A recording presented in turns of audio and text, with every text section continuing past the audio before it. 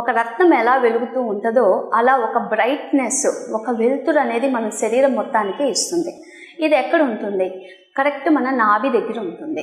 So మన శరీరంలోని నాభి దగ్గర, అంటే వెన్నెముక్క నుంచి వెన్నెముక్క నాభి తీసుకుంటే కరెక్ట్ ఈ రెండింటి మధ్యలో ప్లేస్లో మీకు మణిపూర చక్రం అనేది ఉంటుంది.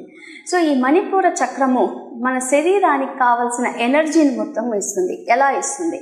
సో మనం తీసుకున్న ఫుడ్ ఏదైతే ఉందో, మనం తీసుకున్న ఆహారం, అది గట్టి పదార్థం ఉండనివ్వండి, లిక్విడ్స్ ఉండనివ్వండి, ఏది ఉన్నా కూడా, ఏ పదార్థం తీసుకున్నా కూడా ఆ ఫుడ్ని డైజెస్ట్ చేసుకొని, అంటే మనం తీసుకున్న ఆహారాన్ని పచనము చేసి జీర్ణం ద్వారా జీర్ణించి అందులో ఉండే న్యూట్రియన్స్, విటమిన్స్, మినరల్స్ ఏవైతే ఉన్నాయో శరీరానికి అందించి అవసరం లేని పదార్థాలని అది స్మాలర్ ఇంటెస్టైన్స్కి, లార్జ్ ఇంటెస్టైన్కి పంపించేస్తుంటుంది.